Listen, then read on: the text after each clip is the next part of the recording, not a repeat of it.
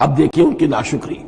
وَإِذْ قُلْتُمْ يَا مُوسَىٰ لَن نَّصْبِرَ عَلَىٰ طَعَامٍ وَاحِدٍ، یاد کرو جب کہ تم نے کہا تھا اے موسیٰ ہم ایک کھانے پر تو صبر نہیں کر سکتے. کھا کھا کے بکتا گئے ہیں من و سلوہ. فَادْعُ لَنَا رَبَّكَ، تو ذرا اپنے رب سے دعا کرو، پکارو ہمارے لیے اپنے رب کو.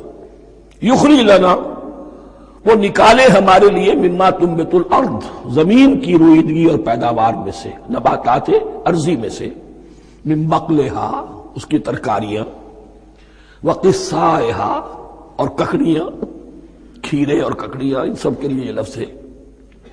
وفومہا، ایک ترجمہ گیہوں کیا گیا ہے لیکن میرے نزدیک زیادہ صحیح ترجمہ ہے لہسن، اور سرائے کی زبان میں بھی اور ممکن ہے کہ سندھی میں بھی ہو تھوم، تھوم کہتے ہیں لہسن کو. یہ فوم کی بدلی ہوئی شکل ہے، اس لیے کہ یہی علاقہ ہے جس میں عرب آئے تھے، تو عربوں کی زبان کے بہت سے الفاظ جو ہیں اس سرائے کی زبان میں خاص طور پر وہ بہت زیادہ، تو تھوڑی سی شکل بدل کر وہ کافی تعداد میں موجود ہے. وعدسہا، اور دال خاص طور پر مسور کی، وبصلہا، اور پیاز. اب جو چٹخارے جس سے بنتے ہیں سالن کے، ان کی زبانیں وہ چٹخارے مانگ رہی. ظاہر بات ہے کہ اگر وہ سلوا بھی تھا، بٹیرا ہے، اسے آگ کے اوپر ذرا سا تپایا اور کھایا، وہ ایک ہی خاص قسم کی غذا ہے جو چل رہی ہے. اسی طرح من جو ہے وہ ایک خاص قسم کا سیریل ان کے لیے بن گیا ہے. لیکن یہ جو چٹخارے ہیں یہ تو لہسن سے ہے، پیاز سے ہے، ترکاریوں سے ہے، ان تمام چیزوں سے، دال کا اپنا ایک ذائقہ ہے. قَالَ تَسْتَبْدِلُونَ الَّذِي هُوَ أَدْنَىٰ بِالَّذِي هُوَ خَيْرٌ، حضرت موسیٰ نے فرمایا کیا تم وہ شے بدلے میں لینا چاہتے ہو اس کے، کیا وہ شے جو کمتر ہے بدلے میں چاہتے ہو اس کے کہ جو بہتر ہے. من و سلوہ کہیں بہتر ہے اللہ کی طرف سے تمہیں دیا گیا ہے، تم اس سے تمہارا جی بھر گیا ہے، اس کو ہاتھ سے دے کر چاہتے ہو کہ یہ ادنا چیزیں تمہیں ملے. اہبطوا مصرا، اب یہ لفظ آ گیا اہبطوا. اب ظاہر بات ہے یہ آسمان سے زمین پر اترنے کے لیے لفظ نہیں ہے اہبطوا، یہاں اس کا ترجمہ صحیح ہوگا سیٹل ڈاؤن سم ویئر. اگر زمین کی یہ چیزیں چاہیے تو کہیں سیٹل ہو جاؤ اور کاشت کرو، بیج ڈالو، آبیاری کرو، یہ ساری چیزیں تمہیں مل جائیں. اہبطوا مصرا، کہیں سیٹل ڈاؤن ہو جاؤ، کہیں اتر پڑو کسی بستی میں، کسی علاقے میں. فَإِنَّ لَكُمْ مَا سَأَلْتُمْ، تمہیں مل جائے گا جو کچھ کہ تم نے مانگا. وَضُرِبَتْ عَلَيْهِمُ الذِّلَّةُ وَالْمَسْكَنَةُ وَبَاءُوا بِغَضَبٍ مِّنَ اللَّهِ. اب یہ ہے ان کی وہ خباثتیں، ان کے وہ ناشکریاں، ان کی وہ معصیتیں، ان پر جو آخری حکم دیا جا رہا ہے، جو اگر آپ برا نہ مانیں تو میں عرض کروں گا آج یہود پر اتنا اپلیکیبل نہیں ہے جتنا مسلمانوں پر ہے. ضربت علیہم الذلۃ والمسکنۃ وباؤوا بغضب من اللہ. ذلت اور مسکنت، کم ہمتی ان پر تھوپ دی گئی. ضربت علیہم، it was heaped upon them.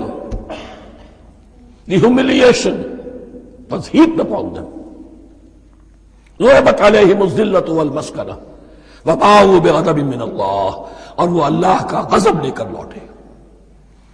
وہی امت جس کے بارے میں فرمایا وَأَنِّي فَضَّلْتُكُمْ عَلَى الْعَالَمِينَ، اسی امت کا پھر یہ حشر ہوا. کیوں ہوا؟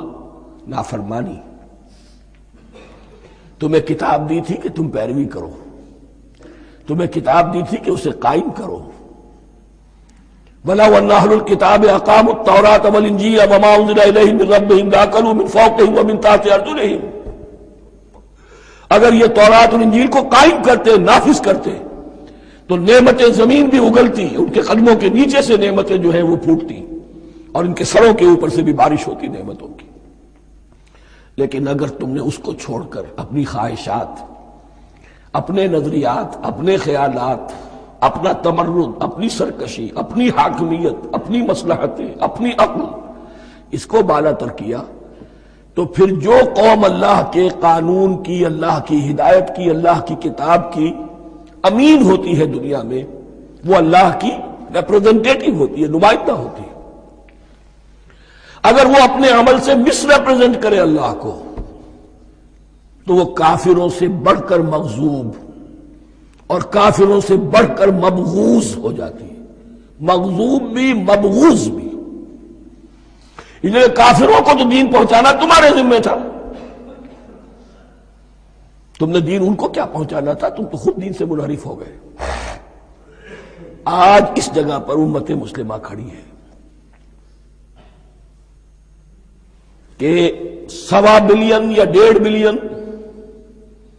125 کروڑ عزت نام کی شے نہیں ہے کہ عزت نام تھا جس کا گئی تیمور کے گھر سے، سارے معاملات دنیا کے G7 G15 کے ہاتھ میں ہیں، سیکیورٹی کونسل اس کے پرماننٹ ممبر کا ویٹو ہے، اور نہ سیکیورٹی کونسل میں اور نہ کہیں کسی G7 میں، نہ G9 میں، نہ G15 میں کوئی مسلمان ملک نہیں۔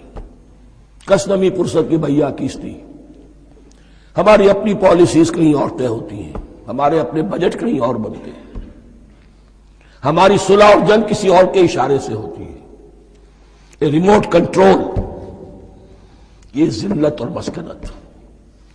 ہم کہتے ہیں ہماری شہرگ ہے کشمیر اور جنگ کرنے کو تیار نہیں ہے، یہ خوف نہیں تو کیا ہے، یہ مسکنت نہیں تو کیا ہے؟ اگر اللہ پر یقین ہو اور اپنے حق پر یقین ہو تو اگر شہر دوسرے کے قبضے میں ہے تو ہمت کرو، یا تخت یا تختہ، لیکن نہیں۔ آپ کے ریڈیو پر ٹیلی ویژن پر خبریں آتی رہیں کہ اتنی مسلمانوں کے ساتھ یہ کر دیا، اتنی مسلمان عورتوں کی بے حرمتی کر دی، لیکن یہاں ہم بیٹھے ہوئے اپنے اپنے دھندوں میں، اپنے اپنے کاروبار میں، اپنی اپنی ملازمتوں میں، اپنے اپنے کیریئرز میں، دنیا میں کیا کچھ ہو رہا ہے۔ بہرحال اس وقت یہ جو ہے، میں نے جیسا کہ عرض کیا تھا کہ یہ ہے تاریخ بنی اسرائیل کی، لیکن خوشترا باشد کے سر دل براں، گفت آیت در حدیث دیگراں، یہ ہمارا نقشہ ہے آج اس آیت میں۔ ضربت علیہم الذلۃ والمسکنۃ وباءوا بغضب من اللہ، اور یہ کیوں؟ ذالک بانہم کانوا یکفرون بآیات اللہ، یہ اس لیے کہ وہ اللہ کی آیات کا انکار کرتے رہے، وَيَقْتُلُونَ النَّبِيِّينَ بِغَيْرِ الْحَقِّ، اللہ کے نبیوں کو ناحق قتل کرتے رہے۔ ہمارے ہاں بھی مجددین امت میں سے کتنے ہیں جو جیلوں میں ڈالے گئے، جن کو ایسی ایسی مار پڑی ہے کہ کہا جاتا ہے کہ ہاتھی کو بھی وہ مار پڑتی تو برداشت نہ کرتا۔ احمد ابن حنبل کے ساتھ کیا ہوا؟ ابو حنیفہ جیل میں انتقال کیا، امام مالک کے کندھے کھینچ دیے گئے، اتار دیے گئے، منہ کالا کر کے اور اونٹ پر بٹھا کر پھرایا گیا۔ امام دار الہجرہ شیخ احمد سرہندی جیل میں رہے،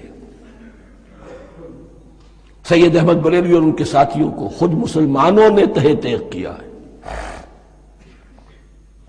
بہرحال یہ داستانیں ہیں، اب نبی تو کوئی نہیں آئے گا، ان کے ہاں نبی تھے، ہمارے ہاں مجددین ہیں، علماء حق ہیں، جیسے کہ حدیث بھی ہے علماء امتی کا انبیاء بنی اسرائیل، تو جو انہوں نے انبیاء کے ساتھ کیا ہم نے مجددین اور علماء کے ساتھ کیا۔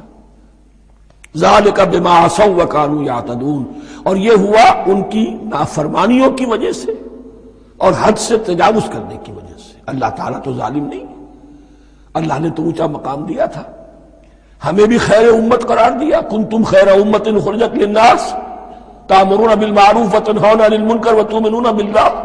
اب اگر ہم نے وہ اپنا مشن چھوڑ دیا تو ذلت اور مسکنت وہ ہمارا مقدر بن گئی۔ اللہ کا قانون اور اللہ کا عدل بے لاگ ہے، وہ فرام امہ ٹو امہ چینج نہیں ہوتا۔ سنت اللہ جو ہے لن تجد لسنت اللہ تحویلا ولن تجد لسنت اللہ تبدیلا، اللہ کی سنت بدلتی نہیں۔ بنی اسرائیل کا جو حشر ہوا آج وہ ہمارا ہو رہا ہے۔ بہرحال اس پر میری جو کتاب ہے سابق اور موجودہ مسلمان امتوں کا ماضی حال اور مستقبل، اس کا مطالعہ کیجیے۔